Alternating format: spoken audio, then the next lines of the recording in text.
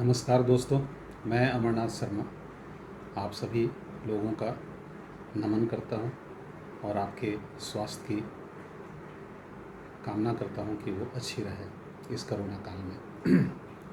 दोस्तों, आज का विषय जिस पे मैं आपको कुछ बताने जा रहा हूं वो विषय है भारत में साउंड रिकॉर्डिंग का शुरुआती इतिहास एवं महाराष्ट्र के नाट्य संगीत के शुरुआती दौर के रिकॉर्डिंग्स के विषय में। जैसा आप में से अधिकतर लोग जानते होंगे कि भारत में या पूरी दुनिया में थॉमस एल्वा एडिसन को संगीत या साउंड रिकॉर्डिंग का पिता माना जाता है। तकरीबन 1878 के समय में उन्होंने ये टेक्नोलॉजी ईजाद की और पहले जो टेक्नोलॉजी थी उसमें रिकॉर्ड जो आप देखते हैं एलपीज़ या ईपीज़ या 78 आरपीएम डिस्क्स, वो चीज़ें नहीं हुआ करती थी। एडिसन के द्वारा ईजाद किया गया रिकॉर्ड सिलेंडर नुमा हुआ करता था। बहुत सारे लोग हमारे जो श्रोता हैं वो शायद इस चीज़ को नहीं समझ पा रहे होंगे कि ये सिलेंडर होता क्या था।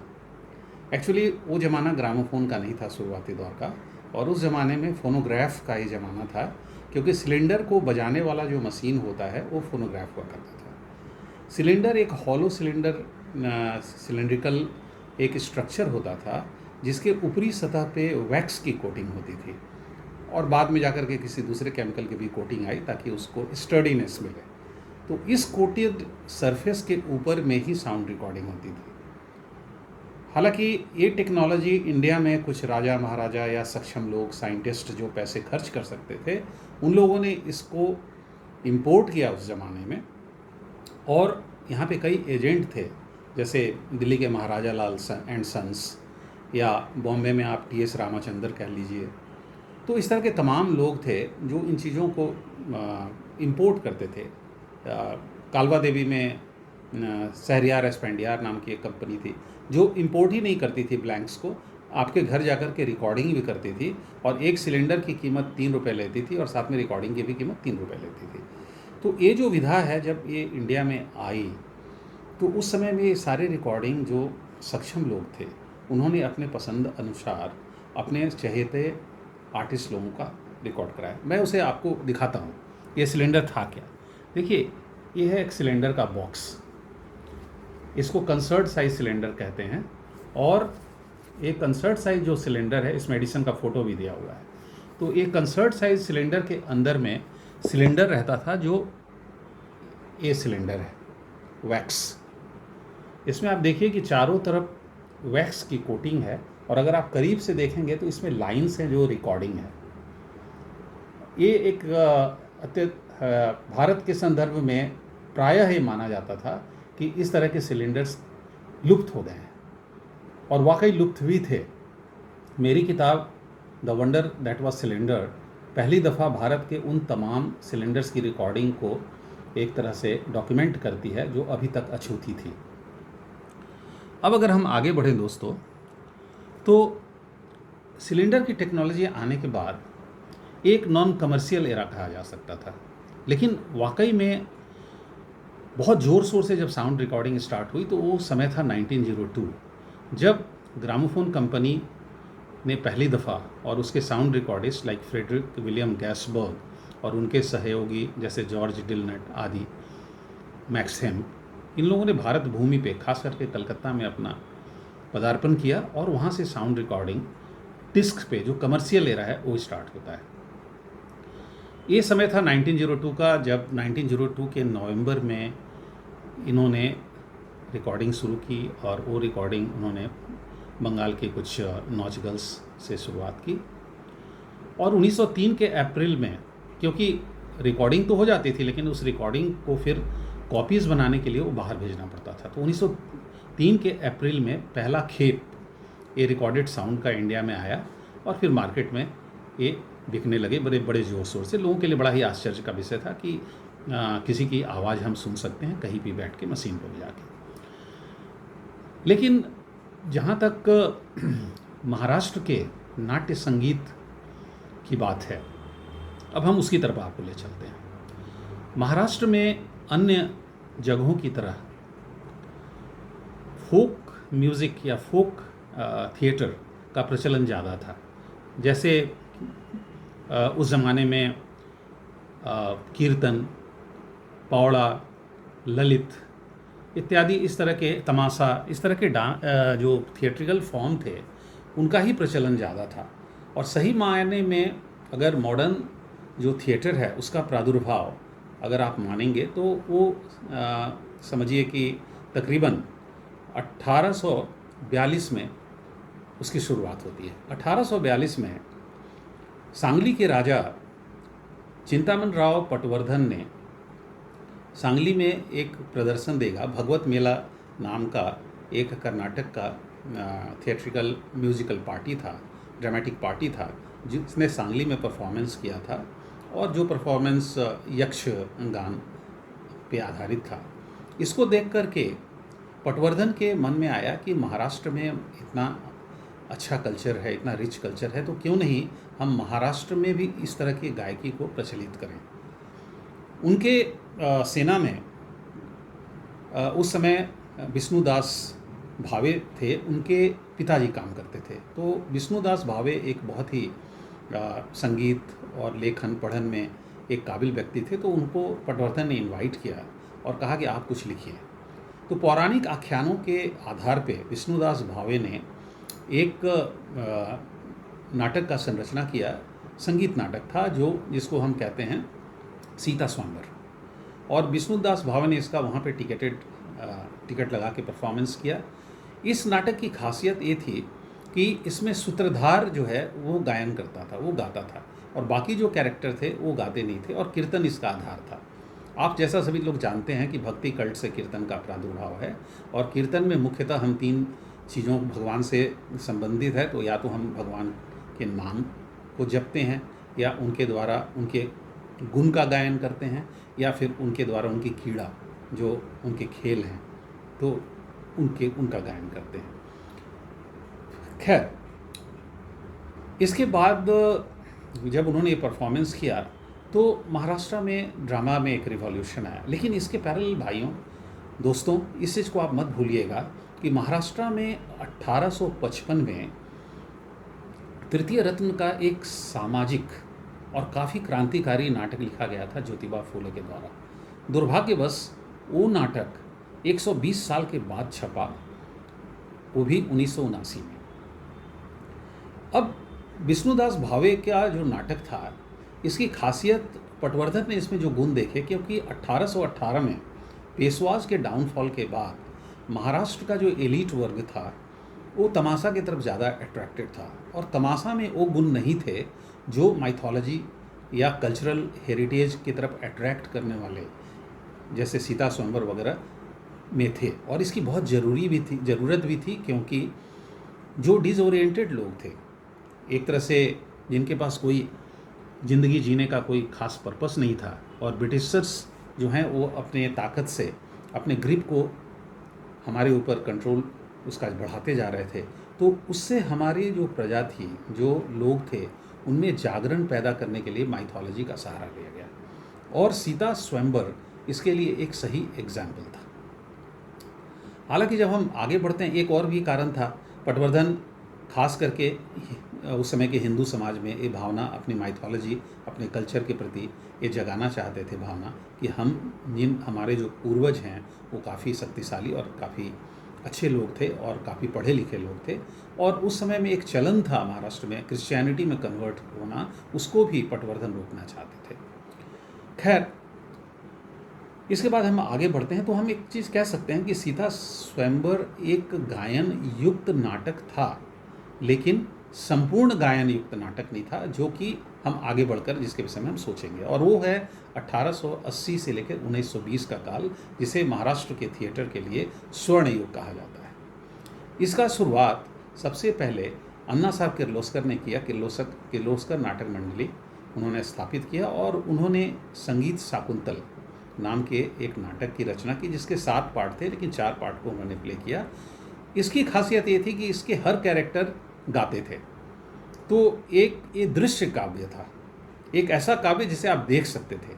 और इसमें जो गायक वर्ग थे, जैसे मिस्टर वागोलीकर, मिस्टर नाटेकर, मुरबुआ वागोलीकर, तो इनकी गायन इतनी अच्छी थी शैली कि इससे मराठी जो देखने वाला वर्ग था थिएटर को, वो बड़ा ही प्रसन्न हुआ। और उनको शकुंतला की तो कहानी मालूम थी, तो उसके थीम से उनको ज़्यादा मतलब नहीं था, लेकिन गायन का जो प्रचलन अन्ना साहब ने स्थापित किया वो उनको बड़ा ही अट्रैक्ट किया। इसके बाद दोस्तों हम जब आगे बढ़ते हैं तो हम देखते हैं कि किर्लोस्कर ने सौभद्र नाम का, संगीत सौभद्र नाम का नाटक लिखा, और साथ में राम राज्य वियोग, इन नाटकों का उन्होंने लिखा। इसके अलावा अगर हम जाकर देखें तो कई तमाम दूसरे नाटक भी संगीत नाटकों की श्रेणी में आते हैं जो महाराष्ट्र में समय समय पे लिखे गए। जैसे संगीत शाकुंतल, सौभद्र और रामराज वियोग मैंने आपको बताया कि वो अन्ना साहेब किर्लोस्कर का लिखा हुआ है। उसके बाद हम आते हैं संगीत शारदा, संगीत साप संभ्रम, जो गोविंद बल्लाल देवल का लिखा गया हुआ है। संगीत तारक मारक नाटक, संगीत दंडाधिकारी नाविलकर साहब का लिखा हुआ है। उसके बाद विद्याहरण, मान अपमान, द्रौपदी, मेनका और स्वयंवर और बाब्याची बैंड, ये इसके अलावा कीचकवध, ये 5-6 नाटक काफ़ी फेमस हुए जो कि के.पी. खाडिलकर के लिखे हुए हैं। फिर टेम्बे साहब, गोविंदराव टेम्बे ने एक बड़ा ही सुंदर नाटक लिखा, संगीत पटवर्धन। मैं इन चीज़ों के विषय में थोड़ा आपको विस्तृत जानकारी दूंगा। और गडकरी साहब का प्रेम संन्यास, उसके बाद एकच प्याला और संगीत मूक नायक। उसी तरह से सावरकर साहब ने 3 नाटकों का उन्होंने भी लेखन किया, संन्यास का खड़क, उसके बाद उत्तर क्रिया है और उषा शप है। फिर हम आते हैं अगर आगे तो कुछ और भी संगीत नाटक लिखे गए और उनका भी मंचन हुआ, जैसे जनता जनार्दन था, गिरनी वाला था एम.एन. जोशी का, और म्यूनिसिपैलिटी अर्थात स्थानीय स्वराज्य, और उसके साथ ही संगीत पुनर्गमन था मिस्टर बी.एम. पांडे का। तो ये कुछ मुख्य संगीत नाटक थे जो महाराष्ट्र में काफ़ी पॉपुलर हुए, और इनके सारे कैरेक्टर संगीत के द्वारा ही डायलॉग को बोलते थे और गायन ही इनका प्रमुख था। कीर्तन बाई एंड लार्ज इनका आधार था। जैसा मैंने आपको बताया कि भावे के नाटक से अलग थे क्योंकि भावे में केवल सूत्रधार सेंट्रिक था। अब प्रश्न आता है कि क्या आज इन नाटकों में जो मुख्य कैरेक्टर थे, क्या उनकी रिकॉर्डिंग हमें मिलती है? तो हम पहले सिलेंडर के एरा से शुरू करते हैं। देखिए, सिलेंडर का जो एरा है वो नॉन कमर्शियल एरा है, और जो रिकॉर्ड का एरा है वो कमर्शियल रिकॉर्ड एरा है, क्योंकि कमर्शियल एरा में काफ़ी भारत में कंपनियां आईं, ग्रामोफोन उसमें प्रमुख थी, पैथे आया, बेका आया, निकॉल आया, तो सबों ने अपने तरह से कंट्रीब्यूट की और यहाँ के जो हमारी कल्चरल हेरिटेज थी उसको प्रिजर्व करने का काम किया। चूँकि सिलेंडर अति दुर्लभ रिकॉर्डिंग मीडियम है जो अप्राप्य है, इसलिए इसमें कुछ बहुत ही कम बचे हुए हैं और इनका मिलना अति मुश्किल है।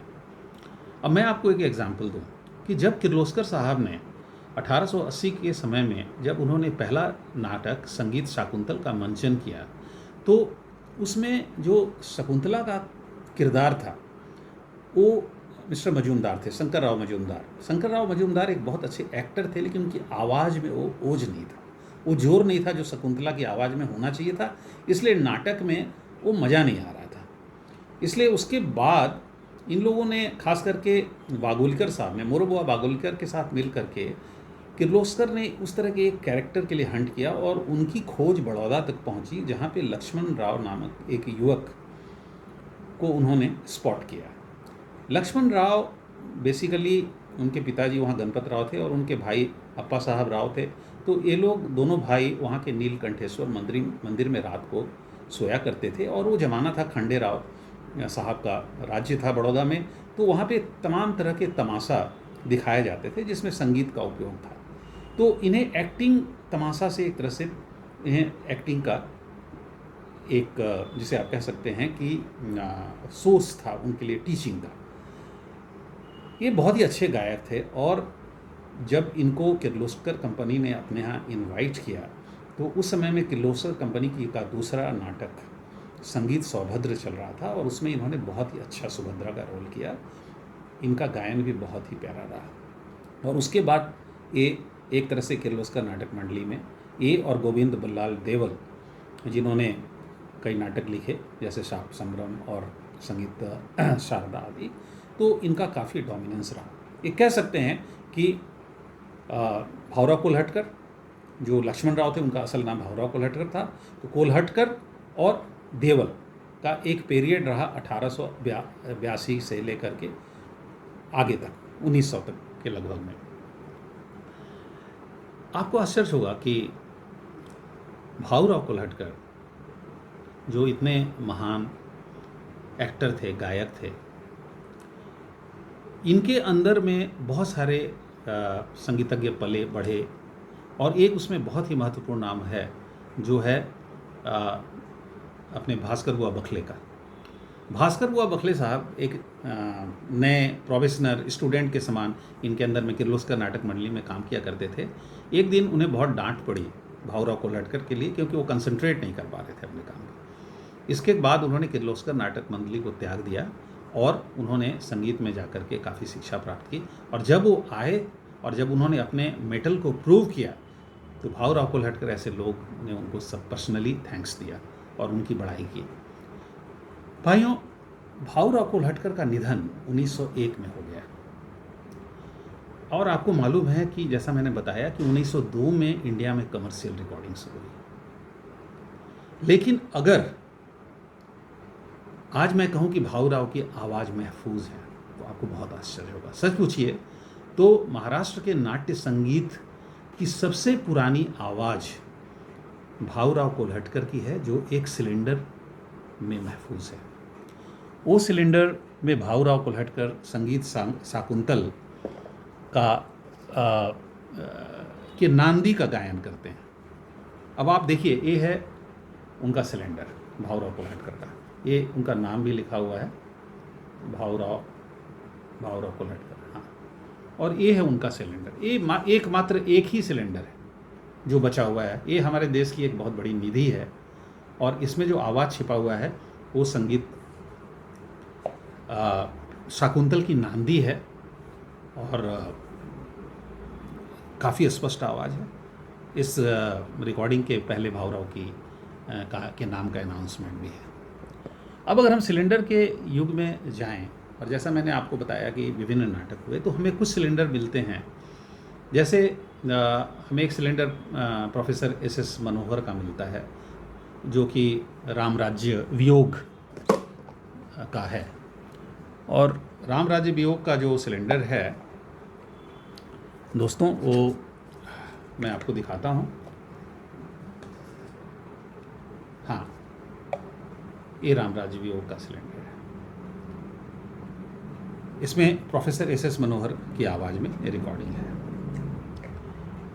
भास्कर बुआ बखले की भी रिकॉर्डिंग सिलेंडर में महफूज है जो एक ही सिलेंडर है, वो भी सिंगल सिलेंडर एग्जिस्टेंस में है और उनकी आवाज़ भी महफूज है और भास्कर राव बखले भी जुड़े रहे महाराष्ट्र के नाट्य संगीत से। अब अगर हम आगे बढ़ते हैं तो महाराष्ट्र के नाट्य संगीत से अगर हम आगे बढ़ते हैं कि उनके डिस्क में क्या रिकॉर्डिंग हुई, तो जैसा आप देखेंगे कि 1902 से लेकर के 1910 तक, जब तक ग्रामोफोन कंपनी आई, खास करके उनके 4 सेशन ऑफ रिकॉर्डिंग हुए 1902, 1903, 1904-05, 1906-07 और 1908-09। पहले सेशन 1902-03 में महाराष्ट्र के नाट्य संगीत की तो बात भूल जाइए, मराठी लैंग्वेज की रिकॉर्डिंग ही नहीं हुई अनफॉर्चुनेटली। लेकिन जब 3-4 का साल आया 1903-04 का, तो उस समय में कुछ मराठी संगीत का रिकॉर्ड हुआ जिसमें नाट्य संगीत भी था और साथ में कुछ मराठी में ठुमरी और चीज़ें थी जो मैं आपको बताता हूँ। जैसे उस समय में मुख्यतः तीन हाँ दोस्तों, जब हम 1904-05 की बात करते हैं जो सेकंड रिकॉर्डिंग सेशन था, तो उस समय में मुख्यतः कुछ मराठी संगीत की रिकॉर्डिंग मिलती है और मराठी नाट्य संगीत की भी रिकॉर्ड मिलती है। मराठी संगीत और नाट्य संगीत दोनों के रिकॉर्ड में मुख्यतः 3 फीमेल आर्टिस्ट यानी कि महिलाओं की आवाज़ प्रमुख है। जो पहली आवाज़ है वो मिस काली तारा की है। मिस काली तारा की आवाज़ में मराठी नाट्य संगीत का पहला रिकॉर्ड मिलता है, संगीत शाकुंतल का। उसके बाद जो दूसरा रिकॉर्ड है वो है मिस काशी कोलवरकर की आवाज़ में, संगीत सौभद्र का। और तीसरा रिकॉर्ड जो कि मराठी नाट्य संगीत का नहीं है, ठुमरी का है, वो है किसनी जुल्फ वाली की। उसी तरह से जब हम आगे बढ़ते हैं थर्ड सेशन में, यानी कि 1906-07 के सेशन में, तो उस समय हमें एक फीमेल आर्टिस्ट की आवाज़ और मिलती है, लेकिन वो भी फिर ठुमरी का गायन है। वो हैं नीराबाई बंदोदकरीन। और हमें साथ में प्रोफेसर एस मनोहर की आवाज़ में रिकॉर्ड्स मिलते हैं, जिसमें तमाम नाट्य संगीत, कई इम्पोर्टेंट नाट्य संगीत का जो मैंने नाम लिया है, सौभद्र है, राम राजवियोग है, श्राप संभ्रम है, इनके रिकॉर्ड मिलते हैं। अब हम जब 8 और 10 के समय काल में आते हैं तो हमें मराठी संगीत से जुड़े हुए कई आर्टिस्ट के रिकॉर्ड मिलते हैं। हालांकि इसके पहले मैं आपको एक चीज़ बता दूं कि मराठी संगीत का जो रिकॉर्ड था, नाट्य संगीत नहीं, वो पारसी थिएटर्स में भी यूज़ किया गया था। और सोहराब जी आर ढोंडी की आवाज़ में भूल Bhulaiyaa, that is comedy of errors, Shakespearean drama का हिंदुस्तानी तर्जुमा था, उसमें मराठी में गाया गया था। और एक दूसरा रिकॉर्ड था दिलफरोश, यानी कि मर्चेंट ऑफ वेनिस का, वो हिंदुस्तानी तर्जुमा था, तो उसमें सोहराब जी ढोंडी ने गाया है मराठी गायन।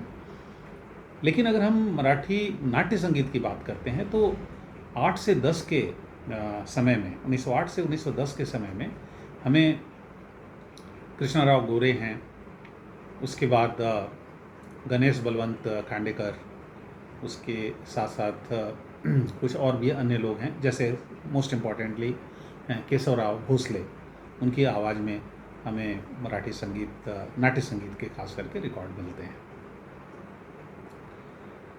आपको आश्चर्य होगा कि बाल गंधर्व जो एक बहुत ही महत्वपूर्ण व्यक्ति थे, जिन्होंने मराठी संगीत को पूरे देश में फैलाया और उसको रिकग्निशन दिलाया, और उनकी एक ऐसी पर्सनालिटी थी कि वो जब फीमेल का रोल करते थे तो एक आइडियल मराठी औरत का रोल करते थे। उनके साड़ी पहनने की कला इतनी प्रसिद्ध थी कि लोग उसे इमिटेट करते थे।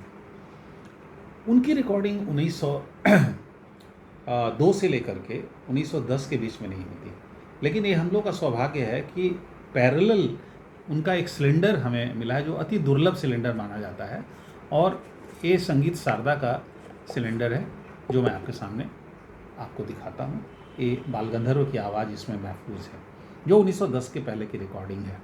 साथ ही उस ज़माने की दूसरी जो कंपनियां थीं, उन्होंने भी बाल गंधर्व को बहुत ही इज्जत दिया और उन्होंने बाल गंधर्व की रिकॉर्डिंग भी की।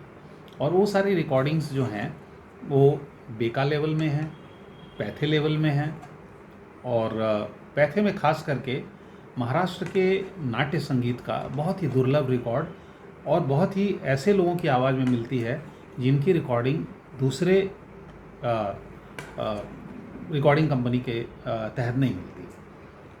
जैसे मैं आपको दिखा रहा हूँ, देखिए ये बाल गंधर्व का राम राज्य वियोग का रिकॉर्ड है। उसी तरह से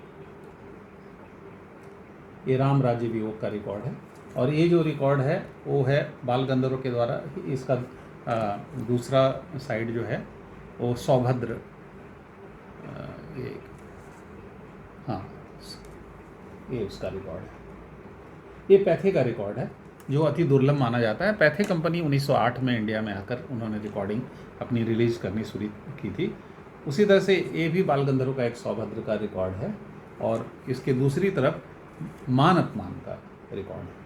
मान अपमान के विषय में ये कहा जाता है कि मान अपमान, जैसे मैं आपको यहाँ पे बताऊँ कि मराठी नाट्य संगीत में अगर कंटेंट वाइज उसका वर्गीकरण करें तो उसके 2 मुख्य धाराएं थी। एक धारा थी माइथोलॉजी से रिलेटेड, धार्मिक हमारी पुरानी जो पौराणिकता है उससे रिलेटेड, और दूसरी जो धारा थी उस समय में जो सामाजिक कुरीतियों से लोग लड़ रहे थे, इंटरनल फाइट था, उससे संबंधित नाट्य संगीत थे और नाटक थे, तो उनकी रिकॉर्डिंग्स हुई हैं। अब इसमें जैसे हरिश्चंद्र या सौभद्र या राम राज्य वियोग, टेम्बे जी का पटवर्धन, कीचक वध, हालांकि वो नाट्य संगीत नहीं है, लेकिन इस तरह के रिकॉर्ड थे जो माइथोलॉजिकल थे।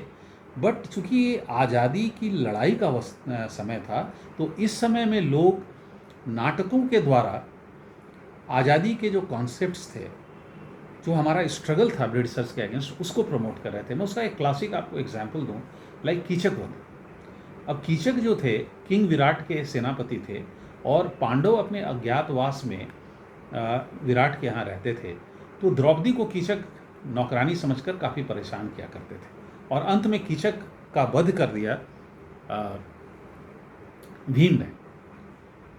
लेकिन जब ये नाटक शुरू हुआ तो इसके द्वारा ये 1905-1906 का समय था, तो इसमें ये एक मैसेज कम्युनिकेट किया जाने लगा कि कीचक उस समय में और कोई नहीं, लॉर्ड कर्जन थे, और भीम जो थे वो बाल गंगाधर तिलक थे, और भारत माता द्रौपदी थी। इस नाटक को महाराष्ट्र में बैन कर दिया गया था। उसी तरह से और भी नाटक थे, जैसे तारक मारक नाटक था, इसको भी बैन कर दिया था। तारक मतलब बचाने वाला, मारक मतलब मारने वाला। तो ये संगीत तारक मारक नाटक था जिसमें बाल गंगाधर बचाने वाले थे और ब्रिटिश गवर्नमेंट मारने वाली थी। इस नाटक को भी बैन कर दिया था गवर्नमेंट, उस समय के ब्रिटिश गवर्नमेंट ने। एक था नाटक संगीत दंडाधिकारी। संगीत दंडाधिकारी उस ज़माने में बाल गंगाधर तिलक और गोपाल कृष्ण गोखले के बीच में जो पॉलिटिकल डिफरेंसेस थे, उसके आधार पे कैरेक्टर्स में निरूपित थे और बताया जाता। इतना ही नहीं, अगर हम सोशल, एक और जो बहुत महत्वपूर्ण माइथोलॉजिकल ड्रामा है वो संगीत पटवर्धन है। 1920 के लगभग में जब बाल गंगाधर तिलक जी का देहावसान हुआ, तो पूरा देश महात्मा गांधी की तरफ निगाह लगाए हुए था कि वो बाल गंगाधर तिलक के आने वाले समय में एक उत्तराधिकारी हैं और देश को आज़ादी की तरफ ले जाएंगे। गोविंदराव टेम्बे ने संगीत पटवर्धन में, पटवर्धन का अर्थ है वो व्यक्ति जो कपड़ा को बढ़ावा दे रहा है, और हमारे माइथोलॉजी में जब द्रौपदी का चीरहरण होता है तो श्री कृष्ण पटवर्धन का काम करते हैं ताकि द्रौपदी की लाज बची रहे। महात्मा गांधी के खादी को पूरे देश की लाज को बचाने के लिए उन्हें कृष्ण का स्वरूप बाल गंगाधर तिलक के बाद बना गया, और महात्मा गांधी और बाल गंगाधर तिलक के नाम पे भी कई नाटक कंपनियां थी, जैसे एक था बाल मोहन, बाल मीन्स बाल गंगाधर तिलक और मोहन मीन्स महात्मा गांधी। तो इस तरह के तमाम संगीत नाटक जो थे महाराष्ट्र के, वो सोशल मैसेजेस भी भेज रहे थे। यहाँ तक कि कुछ सोशल रियलिटीज़ को भी स्टेज पे फेस किया गया, जैसे मान अपमान में बाल गंधर्व एक ब्राह्मण कास्ट के होने के कारण उन्हें केशवराव भोसले जो लोअर कास्ट से आते थे, उनके जूते को साफ करना था। तो कई लोगों ने कहा कि आप ब्राह्मण होके नहीं ऐसा करिए, लेकिन फिर भी बाल गंधर्व एक डिवोटेड आर्टिस्ट थे, तो उन्होंने ऐसा काम किया था। उसी तरह से अगर आप सामाजिक इस पे चले जाएँ तो संगीत Sharda, actually Sangeet Sharda consent of age of marriage पे बेस्ड है। आपको मालूम है कि शारदा एक्ट पास हुआ था उस ज़माने में, उस पर आधारित ये महाराष्ट्र में नाट्य संगीत है, और नाट्य संगीत पे संगीत आप कह सकते हैं कि संगीत आधारित नाटक है। फिर अगर आप और भी जाएं तो एकच प्याला है जो अल्कोहलिज्म के ऊपर है। तो इस तरह के तमाम नाटक में अलग अलग संदेश थे। अब मैं आपको जैसा कि मैंने आपको बाल गंधर्व के रिकॉर्ड्स दिखाए, उसी तरह से कुछ दुर्लभ रिकॉर्ड्स दिखाते हैं। एक मिस्टर गोखले थे पूना के, उनका एक रिकॉर्ड है जो शाकुंतल का रिकॉर्ड है, और वो भी पैथे का रिकॉर्ड है। आप इसे ध्यान से देखें, ये रिकॉर्ड पैथे का संगीत शाकुंतल का है। उसी तरह से अगर हम दूसरे रिकॉर्ड्स को एग्जाम्पलीफाई करें, एक गायक हुआ करते थे मिस्टर बाबू गाडे, या उनको मास्टर बाबू कहते थे। तो ये मास्टर बाबू का शारदा का रिकॉर्ड है, ये भी पैथे का रिकॉर्ड है। इसके अलावा भी कुछ बहुत ही रेयर आर्टिस्ट हैं, जैसे एक मिस्टर करंदीकर हुआ करते थे। अब करंदीकर साहब की आवाज़ में ये पैथे में ही सौभद्र का रिकॉर्ड है। उसी तरह एक और मैं आपको बहुत ही रेयर रिकॉर्ड दिखाता हूं, जो मिस्टर पी.भी. कंठी, इन आर्टिस्ट के विषय में बहुत कुछ ज़्यादा मिलता नहीं है हमें इतिहास में, लेकिन इनके द्वारा इनकी आवाज़ में बनाया हुआ ये मराठी नाट्य संगीत का एक रिकॉर्ड है। अब जबकि हमने बाल गंधर्व की चर्चा की, तो मैं आपको बाल गंधर्व के तमाम रिकॉर्ड बाद में बने और काफ़ी प्रचलित हुए, तो मैं यहाँ पे आपको बाल गंधर्व का मान अपमान का रिकॉर्ड दिखाता हूँ। ये मान अपमान का रिकॉर्ड है बाल गंधर्व जी का। और इसी मान अपमान में, चूँकि जो मैंने आपको एपिसोड बताया कि उन्होंने केशव राव जी के जूते की सफाई की थी, बीइंग ए हायर कास्ट, क्योंकि उस समय कास्टिज्म बहुत ज़्यादा प्रिवेलेंट था, एक केशव राव साहब का रिकॉर्ड है। दोस्तों, ये तमाम अगर आप बाद के पीरियड में देखेंगे तो इन रिकॉर्ड्स में जो इतिहास छिपा हुआ है, इनकी कमी नहीं है इन रिकॉर्ड्स की। और सच पूछिए तो इसमें हमारा इतिहास जीवित है। अब मैं चूँकि समय के अभाव के कारण और ज़्यादा इस पे प्रकाश डालना नहीं चाह रहा हूँ, क्योंकि समय की कमी है, तो अंत में मैं आपसे आपके सामने रहकर ये प्रस्तुत करना चाहूँगा कि क्यों नहीं मराठी नाट्य संगीत की जो सबसे महत्वपूर्ण, सबसे पुरानी और सबसे रेयर आवाज़ है उसको सुनेंगे।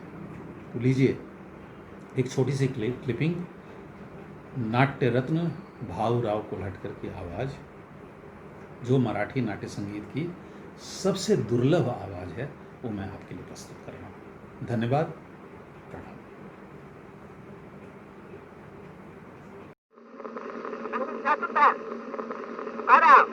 पंचतुंड नररुंड मालधर पार्वती नमितो विघ्नवर्धन भद्रतराजा विघ्नेश्वर